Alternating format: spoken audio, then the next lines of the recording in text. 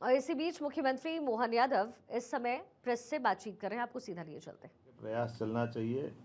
आज एक और निर्णय हमारा किसानों से संबंधित हुआ है।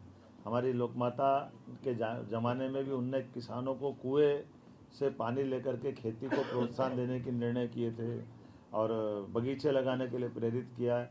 हमारी सरकार ने भी निर्णय किया कि हमारे अपने किसान जो अस्थायी विद्युत पंप के लिए अभी हम पे निर्भर रहते हैं, ऐसे लगभग 2 लाख किसानों को 3 हार्स पावर से लगा करके 7.5 हार्स पावर तक 10% की राशि वो देंगे तो उसको पूरा पंप हमारी तरफ से दिया जाएगा। एक तरह से बिजली फ्री हो जाएगी।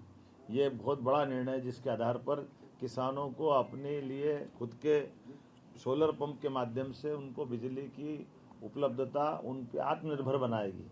जो किसान या अन्नदाता ऊर्जादाता बने, इस भाव के आधार पर आगे जा कर के हम अपने 30 लाख बाकी स्थायी कनेक्शन वाले हैं उनको भी पॉलिसी बना के आगे की समय डिक्लेयर करेंगे। लेकिन अभी अस्थायी पंप धारकों को ये बड़ी मदद देने का आज निर्णय किया है। मैं उम्मीद करता हूँ इसी के साथ साथ जो एक बड़ा निर्णय हुआ है मंत्रिपरिषद के माननीय मंत्रीगणों के बीच में कि हमारे बीच में ये जो कल डॉक्टर भीमराव अंबेडकर सेतु की जो सौगात भोपाल में दी है, इसके बाद 180 करोड़ की लागत से एक नया सेतु और भोपाल के लिए मंजूर किया गया है, जिसके आधार पर भोपाल की जो खासकर अपने आवागमन के लिए यातायात की दृष्टि से वो बावड़िया भाऊ है ना, बावड़िया भाऊ क्या बोलते हैं, बावड़िया कला, ये हमारी श्रीमती कृष्णा गौड़ जी की विधानसभा के पास का हिस्सा है, लेकिन यातायात की दृष्टि से इसका बड़ा एक लाभ मिलेगा।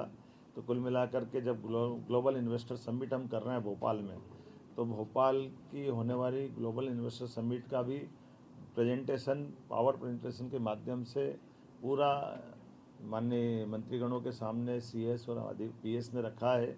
जब हमारे प्रधानमंत्री 24 तारीख को पधार रहे हैं, तो 24 और 25 के होने वाली ग्लोबल इन्वेस्टर समिट में वो कैसे सफल हो, सब विभागों का तालमेल कैसे हो, हमारा राज्य लाभान्वित कैसे हो, ऐसे अलग अलग प्रकार की और 25 से ज़्यादा नीतियों को भी ला करके हमने आज कैबिनेट में 2 नीतियों से शुरुआत की। हर विभाग की सुगमता के साथ व्यापार व्यवसाय में बढ़ावा देने वाली और कुल मिलाकर के राज्य की अनुकूलता से बाकी लोग लाभान्वित कैसे हो और राज्य भी लाभ कैसे उठाए, इस दिशा में हमने बड़ा निर्णय किया है। आज ये गेमिंग से लेकर के एक और खास करके हाँ, और आखिरी एक बड़ी जिसकी आपको सबको इंतज़ार है, हमने तय किया कि धीरे धीरे करके राज्य से आगे जा कर के शराबबंदी की तरफ राज्य बढ़े। उस सिलसिले में हमने नीतिगत निर्णय लिया कि पहले चरण में जो 17 हमारे अलग अलग प्रकार के नगर हैं, उन नगर से नगर पालिका, नगर परिषद, नगर पंचायत, इनके अंदर शराब की दुकानें बंद कराएंगे और इन दुकानों को दूसरी जगह शिफ्ट भी नहीं करेंगे। ये हमेशा के लिए बंद कराने का इसमें निर्णय किया है। इसमें 17 धार्मिक नगरों में से एक नगर निगम है, 6 नगर पालिका है, 6 नगर परिषद है, 6 ग्राम पंचायत है। और ये जैसे उज्जैन नगर निगम संपूर्णतः शराब की दुकानों से बंदी रहेगी। दतिया नगर पालिका, यहाँ भी यही पूरी शराब बंदी रहेगी। पन्ना ये भी नगर पालिका है, नगर पालिका क्षेत्र में शराब की दुकानें बंद रहेगी। मंडला नगर पालिका, मुल्ताई नगर पालिका, मंदसौर पशुपतिनाथ की नगरी, ये भी इसी प्रकार से इनके साथ बंद रहेगी। मैहर की माताजी का नगर पालिका क्षेत्र ये शराब की दुकान से प्रतिबंधित रहेगा।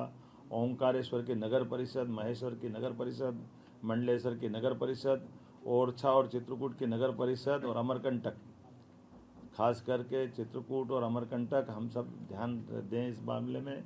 ये हमारी धार्मिक आस्था के वैसे सभी केंद्र हैं, कि सभी नगर परिषदों में हमने शराब की इसी नीति के आधार पर दुकानें बंद करने का निर्णय किया है।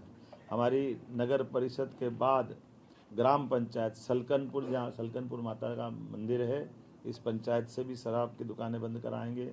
बरमान कला ग्राम पंचायत, लिंगा ग्राम पंचायत, बरमान खुर्द ग्राम पंचायत, कुंडलपुर ग्राम पंचायत और बांदकपुर ग्राम पंचायत, ये ग्राम पंचायतों से भी हम शराब की दुकानें बंद करेंगे। आपकी जानकारी में रहे कि माँ नर्मदा के तट के दोनों तरफ के 5 किलोमीटर के दायरे में शराबबंदी की जो पूर्वत पॉलिसी है उस पॉलिसी को भी हम जारी रखेंगे।